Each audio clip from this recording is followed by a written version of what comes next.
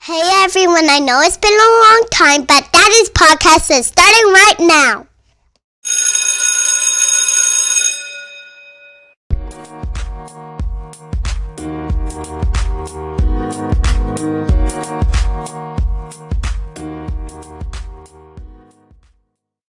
Welcome back to the Lessons for Success show. I'm your host, Adam Wardlaw, a middle school science teacher and a high school football coach here in the great state of South Carolina. I just want to thank everybody that's been supporting the show so far. Lessons for Success has now been heard in over 5 countries and over 22 states here in America. Hopefully, you've all gained some valuable insight from our guests so far on the show. Remember that new episodes come out every Sunday, and the show is available everywhere where podcasts can be found. Keep up with the show on our social media accounts at L4S Show or use the hashtag L4S Show. Again, that's the number 4. You can also send in messages to the show by downloading the Anchor app. Feel free to send in any questions or comments related to the show so it can be featured in future episodes of the podcast. Daddy, who's the guest on your podcast this week? Mike London is entering his first season as the head coach of the William & Mary football program.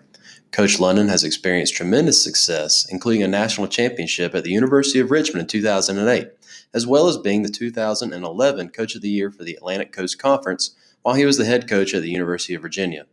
More importantly, Coach London is widely respected for the way he treats others, including his staff and players.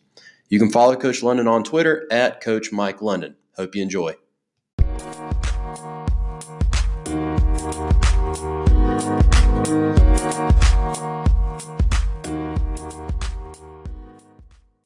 Good afternoon, Adam. Thanks for having me on. This is Mike London. I am the head football coach at William & Mary. William & Mary is in Waynesburg, Virginia.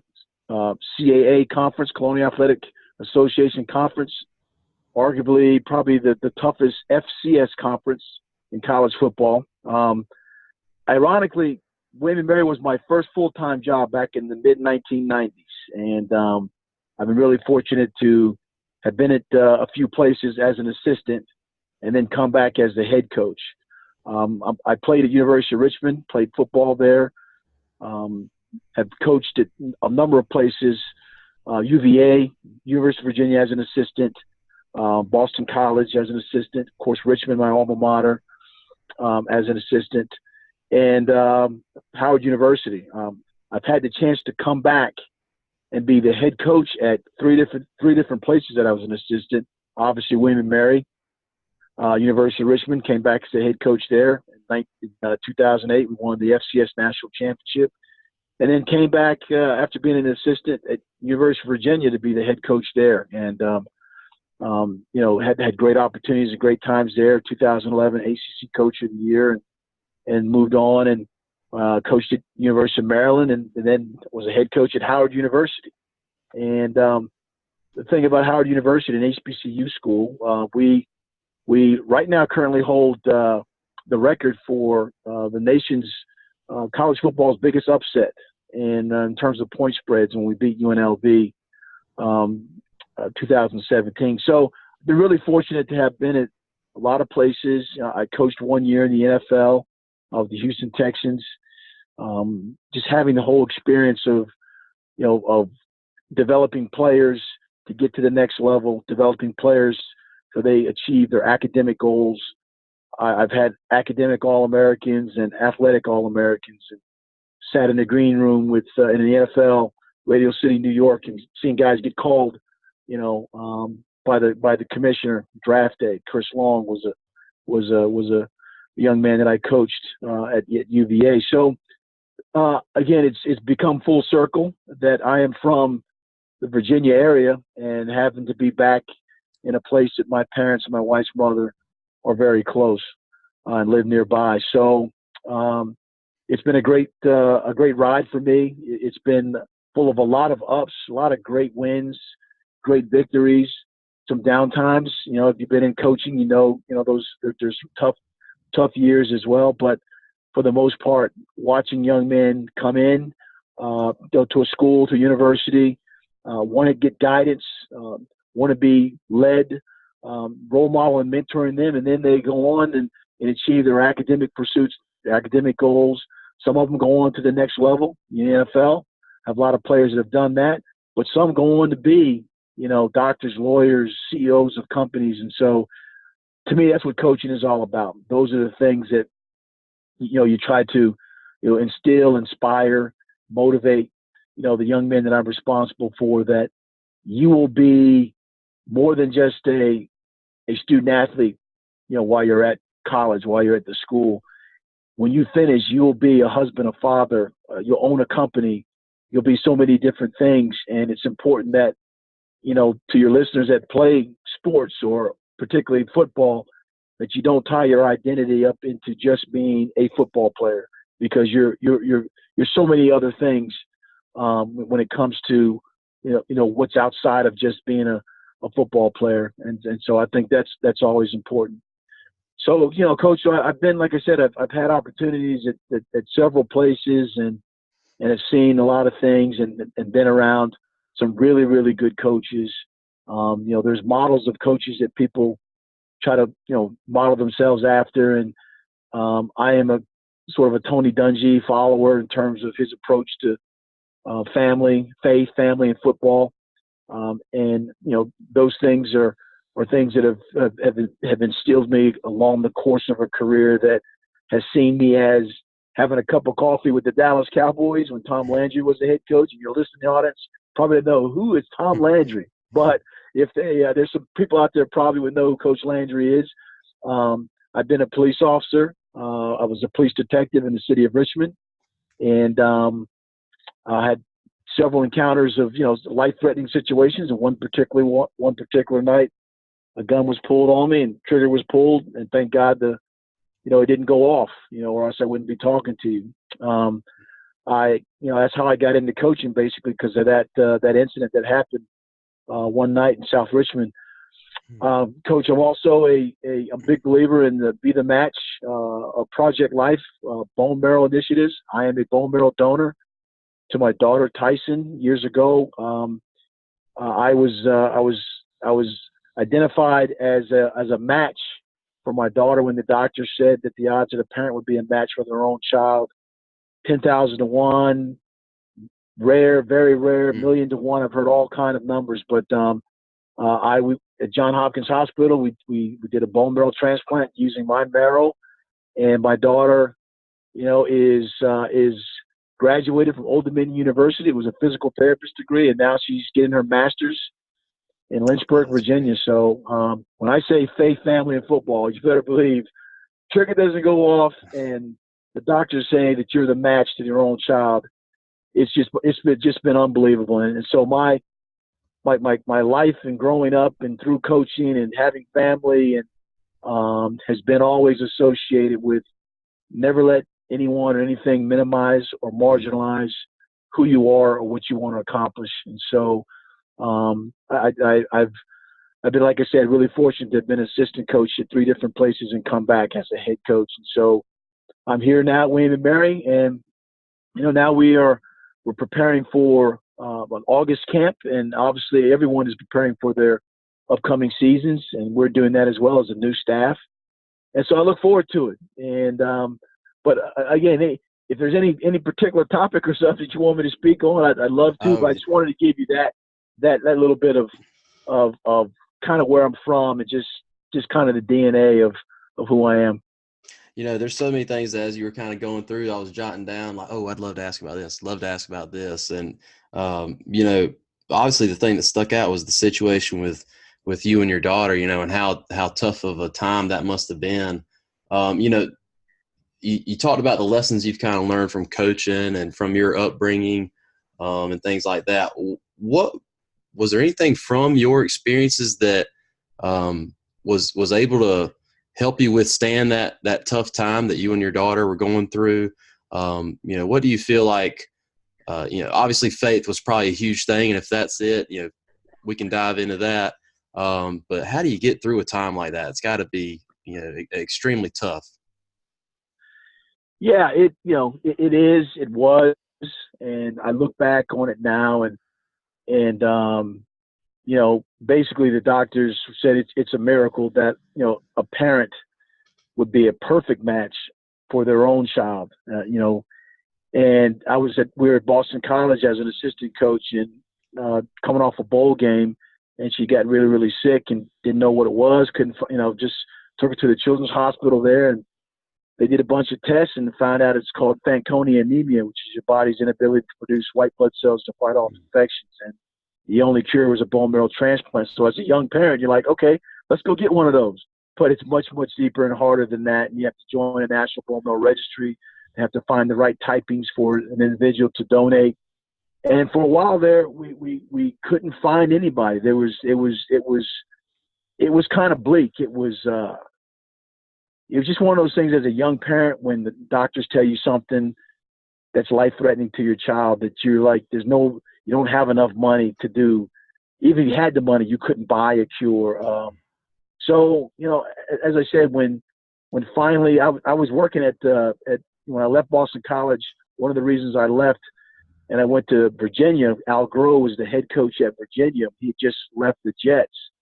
And I remember that when this was going on with my daughter, we had spring practice. We'd go every Monday, Wednesday, Friday, and Saturday. Sometimes on Saturdays, most teams practice about, maybe 11 or 1 o'clock or whatever it might be. But Coach knew that I was traveling up to Baltimore, Maryland, when my wife and my daughter were staying at near the Ronald McDonald's house. They were staying up at John Hopkins as they were preparing for the transplant. But Coach Groh, we had early morning practices on Saturday because he knew that once practice was over, I'd get in the car and I'd drive up to Baltimore and spend time with my wife and my daughter who stayed there. The rest of my children were being taken care of by my parents and her mom.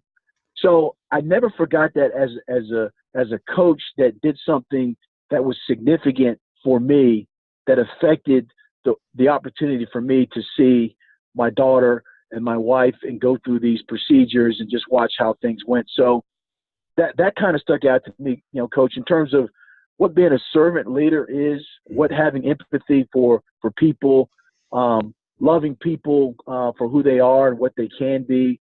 Put feet to your faith. If you're going to talk about some things, you need to walk the walk.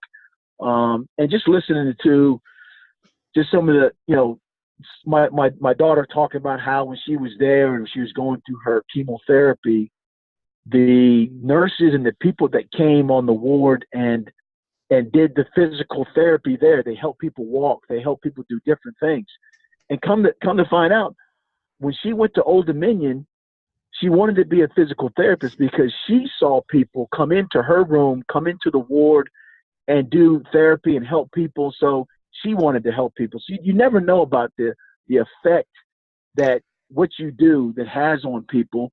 And that's what she is now. She's getting her master's degree and as a physical therapist. And so, and that the trickle down or up to that was when Coach Groh would have early morning Saturday practices and knew that, I had a 3.5-hour drive to Baltimore, Maryland from Charlottesville.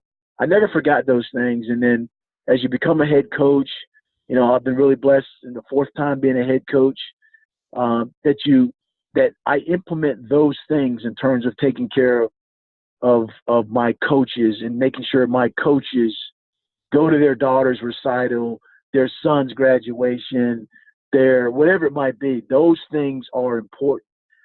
Maybe it has nothing to do with the wins and losses on the football field, but hopefully it has a lot to do with, the culture and the character of what we as men want to be, of what people shared to me, of what an experience my daughter had that's kind of shaped my coaching career of being a servant leader, because it was identified and demonstrated, to her. So, and that's kind of, fast forward, almost 30 years of college coaching.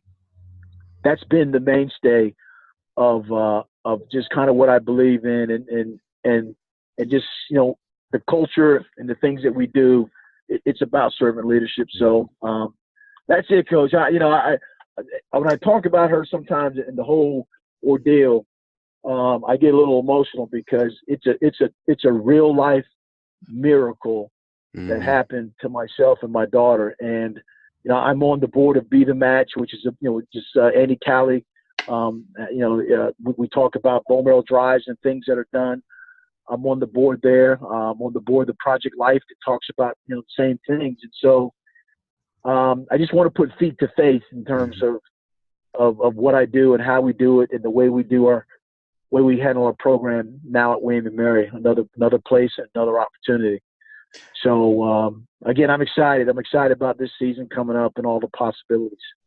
Well, and throughout your story, I just kept thinking back to something I jotted down that you mentioned earlier about not letting your identity be tied to just one thing. And in this thing, we were talking about football at the time, but, having an identity that's not just your profession, it's how you treat others. It's how you are investing in others. And I think especially in coaching and then in education, me as a teacher, that can be extremely hard sometimes because you don't always see the immediate benefit. It's kind of like you said, or you don't always see that immediate reward or aha moment. It's kind of like in your daughter's situation where you invested all this to kind of get her through this really tough time, and then hey, it came back when she got to college that she realized that this is what she wanted to do for a living, is to help people through something that she had experience with in the past. And so I feel like a lot of coaches and teachers out there get frustrated with, some of the maybe players or tough students that they're having to work with because they don't necessarily see an instant reward with this kid just kid just automatically turning into a good kid, or this player just automatically turning into a good player. And me as a young teacher and a young coach, that's something I haven't had a lot of experience with yet, is seeing how the people I've come in contact with, what they do later on in life. And, and it's something that I struggle with too. And so do you kind of have any advice for maybe the people who are in that time period right now where, maybe they're investing, but maybe that, there's a little frustration there. That's a great question, and I would answer it this way. When you're dealing with young men and women, boys and girls that are trying to learn and developing, we live forward and we learn backwards. So we do things and say things and come across different ways in a forward way, but then after our life experiences or being associated with people, circumstances, we learn backwards. And so I would say this is that, what I try to do, not only putting the staff together, but also when there's a team together or a group together, I ask them to look at a couple things. I said, first, and nowadays with young people, everybody has a cell phone, whatever, and they always look at their cell phones or social media. So I asked them to take out the cell phone and then send a message to them, because your name is in, your name is in your contacts. And by sending the message to them, what I want them to put in there is, what are your strengths? Like 2 things about you, not I'm fast, I can run a 4.40 or whatever it is. Tell me 2 things about yourself. I'm an encourager, I'm a great listener, I'm a great teammate. Whatever the strengths are, put them in your phone and then send them to yourself. So every once in a while you get the opportunity to get a message sent to you that this is who you are, this is what I am, this is what I want to continue to be good at. And then in the dynamics of a group setting, I try to find people to say, listen, if you're going to say, I'm a passionate and energetic guy, because the passion and energy about, again, gun nut going off and you're the match. I shouldn't be talking to you, shouldn't be sitting here, all those things. So I try not to take anything for granted from that standpoint. But when you associate yourself or try to ask people, what are the strengths, what are those positive things that you do and that you have? And then they tell you, okay. And so somewhere in the group, it might be somebody else's deficiency. It might be somebody else that doesn't. You might have to say, I'm an encourager. And then you might have somebody else, well, I wish I had more energy to encourage people. Or somebody that I'm a leader. And on the other end of that, you might have a person that says, I'm quiet. I don't lead vocally, but, I wish I could become a better leader. Whatever it is, if you operate in your strengths, if you could get the commitment for everyone, the team, the people you're surrounding yourself with, even if a few are committed to operating their strengths by what they say, what they do, how they act, and how they react, then what it becomes a model to those other individuals that might be short in that area, might be deficient in that area. So if you can create a culture of buy-in, even sometimes you might have 30 people and only 8 people will buy into what you're trying to get done and accomplish. But if those 8 people are operating in their strengths and what they do it in a positive manner, then it becomes sort of an influence. It becomes the model. It becomes something that people can say, wow, man, look at this. This person's different. Or if you're an encourager and you weren't an encourager and the encourager is out there, when people are coming off the sideline, high-fiving or whatever it might be, then that person who's looking at the person who said they're an encourager, even if you know what, I'm gonna pat him on the back. I'm gonna say, nice job. Just even if you start that, because the journey of 1,000 miles deals with you got to take the first step. And so I try to create things like that where then we recognize people for accomplishments. Confidence is gained through demonstrated performance. So when you do things, you start to, a shy person who says something, who speaks out, who goes and shakes a hand, introduces themselves because someone's modeled that behavior as being positive, then you bring them out of that, you bring them out of that and they start to develop. So I know it's a long-winded, long kind of dissertation about that, but people want to be valued. They want to be recognized. They want to feel like that they're important, that they matter. And so if I say, hey, listen, I need your help. I want you to operate in your strengths. Hey, I'm going to be passionate and energetic. And if we do that, then it seems, it's been my experience that it can take hold. And like I said, some guys will leave the 4 years they've been at college, and you just like, I don't know if I made an influence. And then, Coach, a year later or a couple years later down there, I'll get a call from just a player that I had before and say, hey, Coach, just want to tell you thank you. I have 2 kids now, or I own a business now, or something that those lessons or those encounters as they were a member of the team or member of an organization, that they came to fruition. And so, like I said, just never let man put a period where God can put a comma. Man can put a period and say, that's it, that's the end. But God puts a comma and says, you know what, that's not it.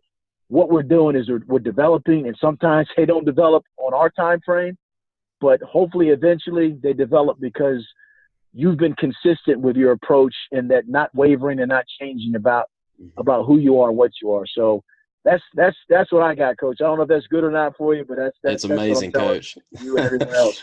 It's amazing. I appreciate it so much.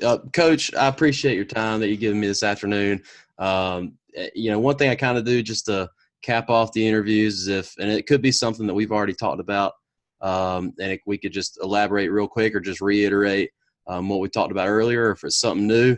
But, I kind of like to end it with, what would be your key to success for anybody out there that's listening and that's trying to do better in their own lives? What advice would you have to give those people? Well, I mean, put feet to faith. We all believe in something, but put feet to faith, and that means put actions to your words, because what you do speaks so loud I can't hear what you say. So I would say put feet to faith and just, it might seem like it's 1,000 miles, but just keep taking one step at a time, one foot in front of the other.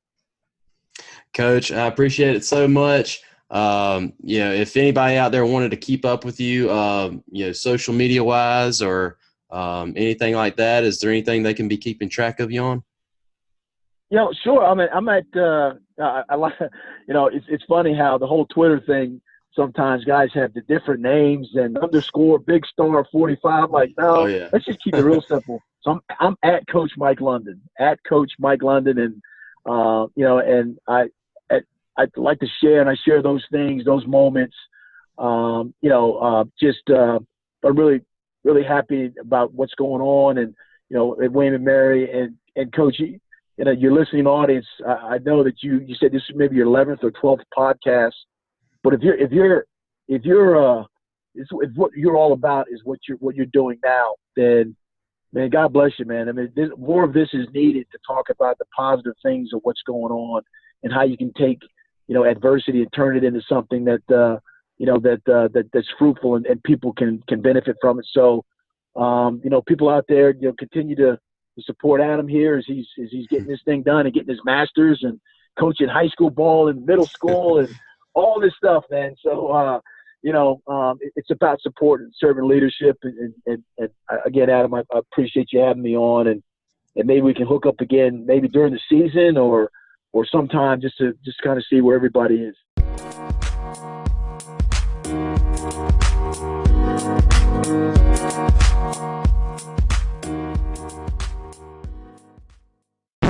Daddy, I'm learning so much from this podcast. I really enjoyed my conversation with Coach London, and I feel there are countless lessons that can be drawn from his story. Let's review this lesson for success.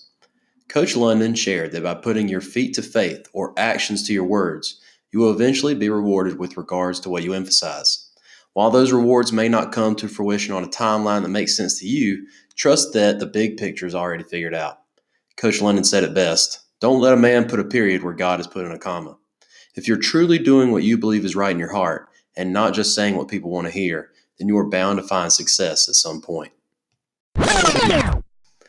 Well, that's it for this week's Lesson for Success. Be sure to interact with the show on Twitter and Instagram at L4S Show, mentioning us or using the hashtag L4S Show. Again, that's the number 4. Episodes will also be placed on the YouTube channel Lessons for Success Show. Download the Anchor app in order to send in messages to the show, and your questions and comments could be featured on future episodes. All of the episodes are available on Spotify and Apple Podcasts or anywhere else that podcasts can be found, so be sure to like, subscribe, and rate. Thank you again for listening to the Lessons for Success Show podcast.